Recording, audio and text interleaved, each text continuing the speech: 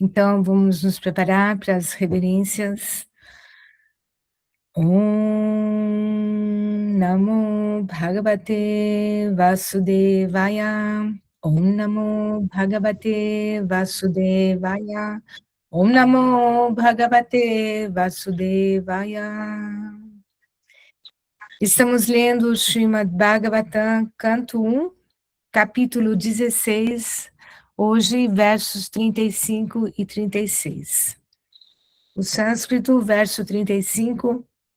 Om Kava Sahita Viraham Purushtamasya Prima Baloka Ruchirasmita Valgujalpai Stairyam Samanam Aharam Madhumani Nilam Ram Romotsava Mamayat Angri Vitankitaya.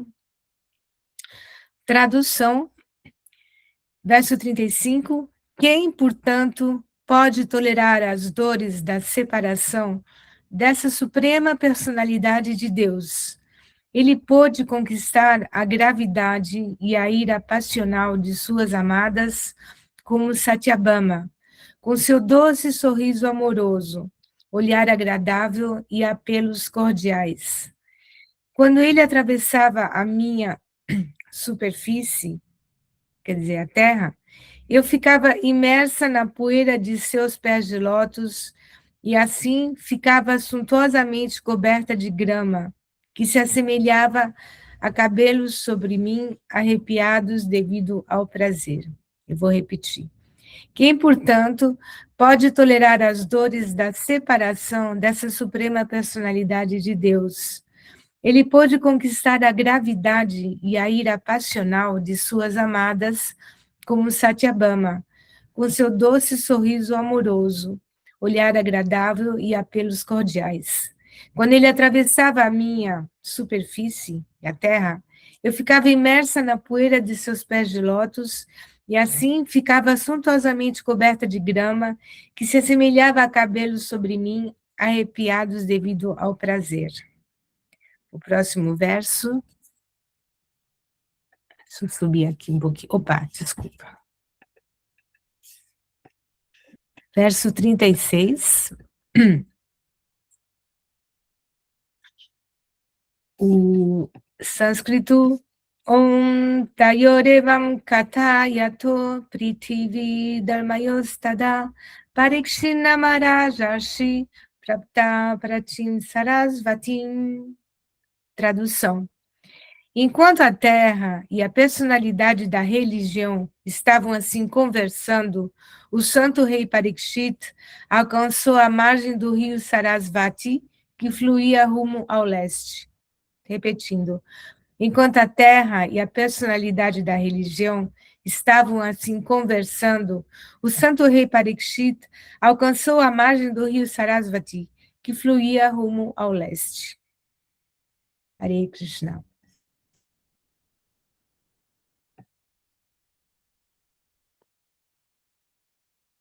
Om Agyana Timirandasya Gyananjana Shalakaya Chakshurun Militan Yana Tasmai Shri Gurave Namaha. Hare Krishna, Krishna Krishna, Hare Hare, Hare Rama, Rama Rama, Hare Hare. Muito bem, nós vamos então dar sequência no nosso estudo sobre o Srimad Bhagavatam. E hoje nós estamos fazendo a leitura do Srimad Bhagavatam. Deixa eu só... Canto 1, capítulo 16, como Parikshit recebeu a era de Kali.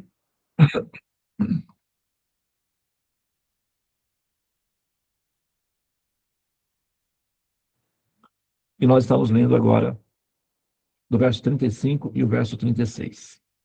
Né? E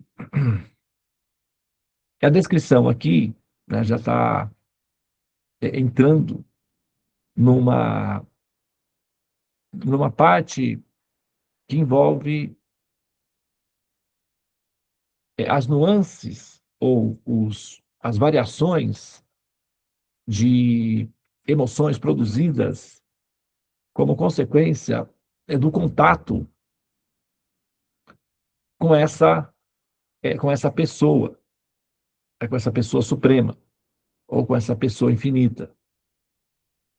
Então, entender os mecanismos, ou entender as definições dessa pessoa enquanto ser suprema, enquanto pessoa infinita, requer uma certa manutenção de um recurso de conhecimento que está disponível dentro dos textos védicos, dentro da revelação védica, tá? Então, aqui, nesse texto, por exemplo, está sendo descrito um dos sintomas, uma das variantes de sintomas que ocorrem naturalmente, né, na rede de chakras ou no sistema neural, na corrente sanguínea, né, daquelas pessoas que, por definição, tiveram contato pessoal com essa pessoa suprema, tá? Vamos fazer aqui algumas comparações. Né? Vamos pegar aqui algumas comparações, algumas revelações ou algumas definições desse contato com a pessoa suprema. Vai dizer que aqueles que veem o rosto de Deus são pulverizados, aniquilados, mortos. Essa é uma revelação. Portanto, é proibido olhar a face de Deus, porque aquele que olha para a face de Deus morre. Eu via a expressão de meu Deus do céu. Mas essa é uma das definições. Essa é uma das explicações disponíveis no mundo para nós sobre o que acontece com uma pessoa que se aproxima muito de Deus, ou que a vê. O resultado consequente é pulverização ou aniquilação, como se ele fosse um reator nuclear, né? De qualquer pessoa que se aproxima. É uma tese, tá? Não é que exatamente seja assim. É uma tese. O que significa é uma forma de entender. Não necessariamente, obrigatoriamente, que seja assim. Mas é como eles dizem que seria, né? Caso, ok, alguém se aproximasse ou visse Deus. É uma forma de interpretar. Se você se aproximar muito, morre, né? E aí, isso é o que tem. Agora, nesse verso, quem, portanto, pode tolerar as dores da separação dessa pessoa suprema? Essa personalidade de Deus, sendo apresentado como personalidade de Deus, né? No texto original, você vai ter dessa pessoa querida, dessa pessoa suprema.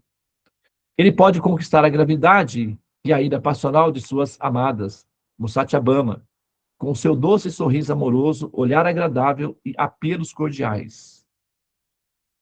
Então, olha como está sendo descrito aqui nesse texto essa pessoa, ok? Olha, doce sorriso, sorriso amoroso, olhar agradável e apelos cordiais, ou seja, argumentação convincente, gentileza, inteligência, bom humor, resiliência, carinho, ternura, afeição. Satyabhama era uma das rainhas de Krishna, ok? Era uma das rainhas. Se eu não me engano, deixa eu só checar.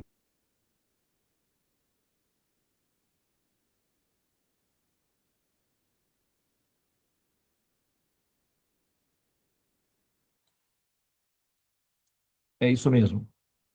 Satyabhama era a segunda rainha de Krishna. E ela tinha um comportamento, um temperamento exatamente divergente, diferente da primeira rainha, que era a Rukmini, que era dócil, suave, psíquica, acolhedora, resiliente, maternal, linda, de doer o coração, de aterrorizar o coração. Tal era a beleza da Rukmini. Né? Ela tinha só uma descrição da beleza dela, era que ela tinha pele como com a tonalidade de chocolate, mas um chocolate mais suave, num chocolate muito negro, um chocolate mais suave, porém com olhos verdes, como esmeraldas. Essa era a tonalidade da Rukmini. Isso sem contar o perfume dela, o cabelo dela, o andar dela, a forma corporal dela, a forma de conversar, de dialogar, de se posicionar. Tudo era fascinante nela. Satyabhama era extremamente linda, mais temperamental, imperativa e requisitadora, ou seja, ela queria que a presença de Krishna estivesse constante com ela, enfim, é uma mulher apaixonada, né? Então, só que com um certo temperamento apimentado, vamos dizer assim, impulsiva, sem muita gestão emocional, pode-se dizer assim. Porém, aqui está sendo descrito que Krishna lidava com a Satyabhama, desse temperamento dela, nessas seguintes condições. Ele pôde conquistar a gravidade e a ira passional de suas amadas, como a Satyabhama, com seu doce sorriso, sorriso amoroso, olhar agradável e apelos cordiais. Quando ele atravessava a minha superfície, a minha terra, o meu reino, eu ficava imersa na poeira de seus pés de lótus e assim ficava suntuosamente coberta de grama que se assemelhava a cabelos sobre mim, arrepiados devido ao prazer. Olha, eu não vou entrar em detalhes esotéricos do que essa pessoa estava sentindo, porque isso pode, sabe, assim, render muita conversa. Mas vocês que são mulheres podem imaginar mais ou menos, né, o que ela está querendo dizer aí de forma subliminar ou subentendida. Agora, ela está se referindo, essa pessoa está se referindo, ok? David, quem está fazendo essa declaração, por favor, só traz para mim quem é a pessoa que está falando, que está dando essa definição, essa declaração. Independentemente de quem seja, né, a fala reflete a variação que são prazeres sentidos de forma íntima ou de forma que estimula certas sensações de um prazer íntimo, pessoal íntimo, tá? Essa descrição do resultado consequente da visão da pessoa, isso, tá? Vamos lembrar aqui que é o seguinte, vamos partir do princípio, ok? De que já está tudo certo, a compreensão de que essa pessoa, Krishna, é a pessoa que, ao ocupar a posição do postulado Deus, o ocupa de maneira satisfatória. Ou seja, se nós tivéssemos que eleger, né, na humanidade, vamos eleger uma pessoa para ser Deus. Temos essa, temos aquela outra. Qual dessas pessoas nós gostaríamos que fosse Deus? Se nós tivéssemos esse poder de decidir quem nós quereríamos que fosse Deus, como a gente faz nas eleições, quem nós queremos ser o presidente, quem nós queremos que seja o vereador, etc., o prefeito. Então, nós teremos alguns candidatos para serem Deus. Não é porque uma religião tem o monopólio da população que significa que essa definição é a melhor das definições. Tá? Então, isso também tem que ser levado em consideração.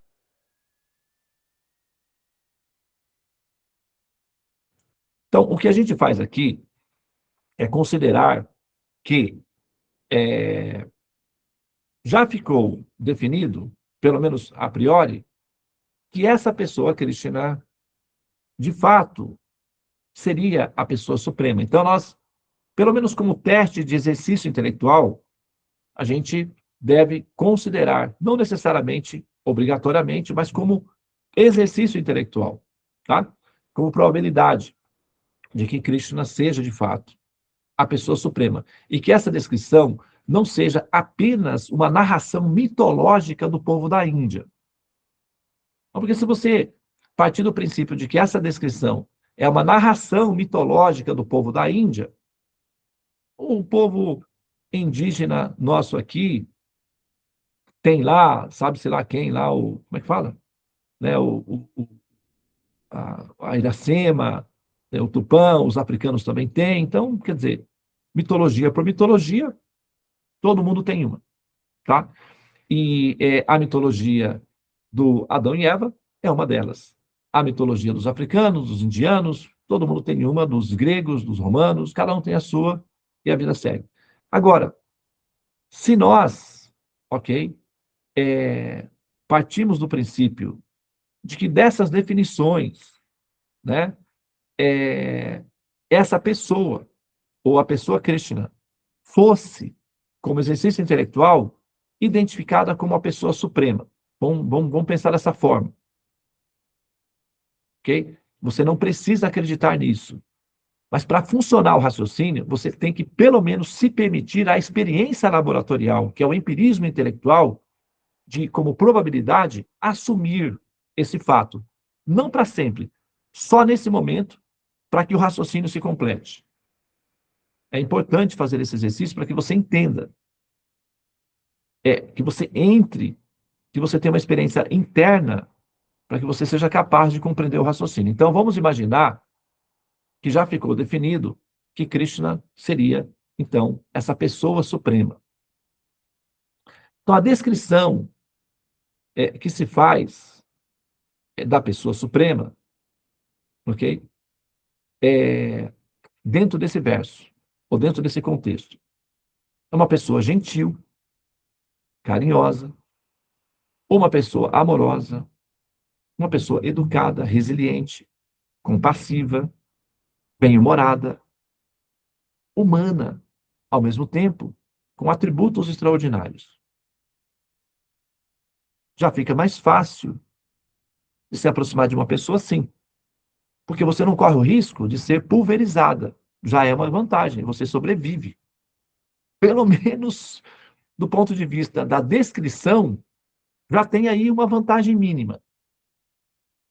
Agora, claro, né, considerar que você vai poder interagir com essa pessoa com a intimidade de uma pessoa amada no nível que está sendo descrito aqui, esse é outro assunto. Talvez você não se sinta na condição de pensar assim nesse ponto. É compreensível que você não consiga chegar nesse nível, é completamente compreensível.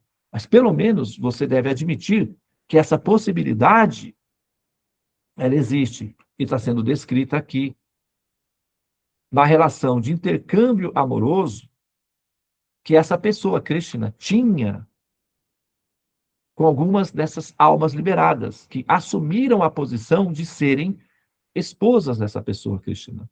Elas eram tratadas. Como é tratada uma esposa de Krishna? Se por acaso, magicamente, ou, sabe, num sonho, se eu sonhasse, não precisa nem ser real. Vamos imaginar que eu dormi e sonhei apenas que eu seria uma esposa de Krishna. Como eu seria tratada? Como seria a minha vida? Como é que seriam as emoções que eu sentiria? Como seria sonhar assim, somente uma noite, só por distração? Bom, a descrição aqui, quem está descrevendo esse capítulo, esse verso, é a própria, né, o que seria a Mãe Terra. Tá? A Mãe Terra, para nós, é mãe.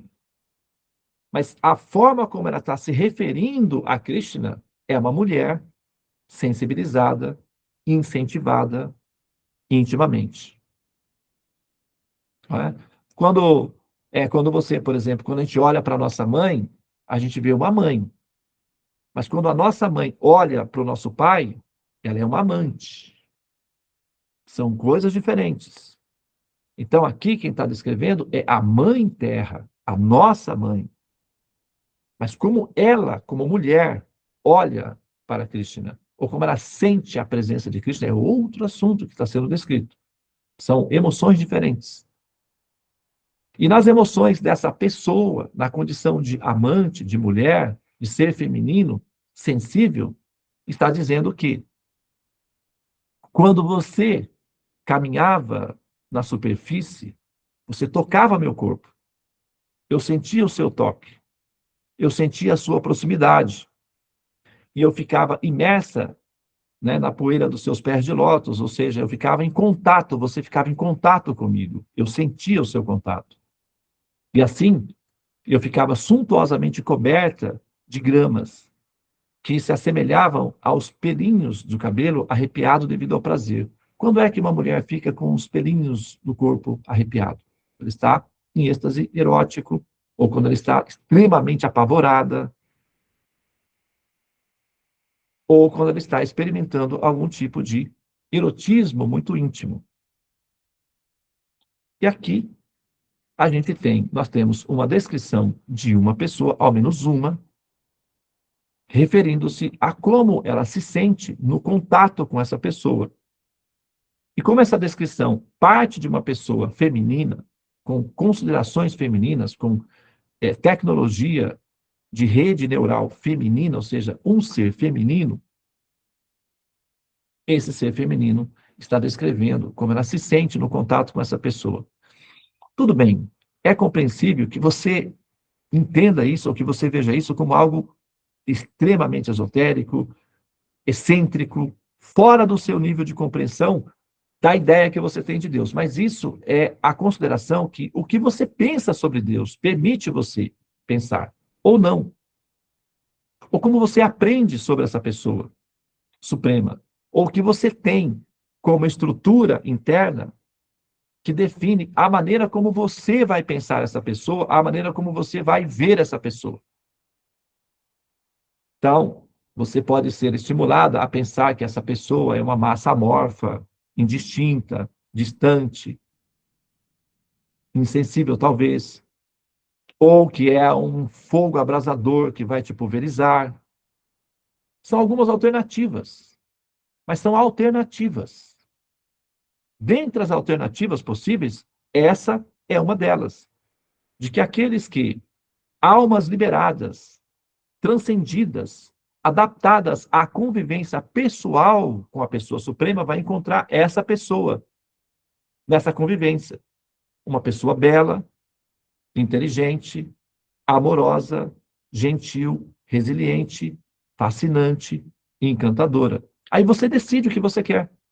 Se você quer ser pulverizada, se você quer entrar num imenso oceano de plasma luminoso, ou se você quer ter essas possibilidades de contato pessoal com essa pessoa, Krishna. E aí a decisão é sua. Mas pelo menos você tem que ter alternativas das possibilidades. E quando você impõe ou aceita a imposição sobre você mesma de uma ideia unificada, única, como possibilidade de Deus, pronto. Você não tem opção. Você só tem que ir para aquela direção. Isso não é opção, isso não é realização, isso não é conhecimento, isso é um curral teológico que te obriga a pensar Deus de uma única forma. E isso, tudo bem, faz parte do jogo da vida. Mas você não precisa entrar no jogo dessa forma. Você tem opções. Agora, pelo menos, você tem.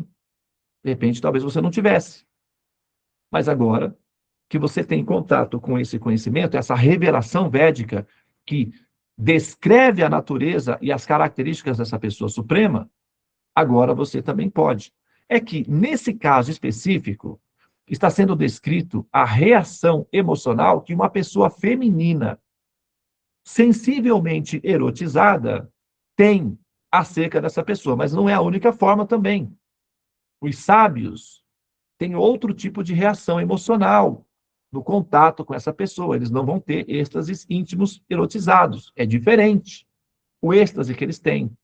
As crianças, os amigos, a mãe, o pai, na posição enquanto personagens assumidos na relação com essa pessoa, têm outros tipos de êxtases. Porém, o êxtase íntimo, feminino, erotizado, é uma das variantes de êxtase no contato com essa pessoa. E você não é obrigada, evidentemente, a sentir-se assim. Existem outras modalidades. É que você vai precisar conhecer as modalidades e as possibilidades. para ver em qual delas você se encaixaria mais. Ah, Devananda, eu só consigo ver Deus como um pai. Sim, é o que você aprendeu a vida toda. Então, o que você pode fazer? O máximo que você pode fazer é isso mesmo. Agora, para por aí? Tem que parar por aí? Você pode parar por aí, se você quiser. Está tudo bem, é compreensível. Entretanto, a revelação védica, a descrição védica, permite outras variantes. Você pode até renunciá-las. Está tudo bem. Mas ter conhecimento dessas possibilidades vai permitir com que você amplie o seu leque de opções. A sua decisão de ter um relacionamento com Deus apenas como um pai, ou ter um relacionamento com a pessoa suprema apenas como ele sendo um, né, um ser inacessível, é uma das variantes, não é a única.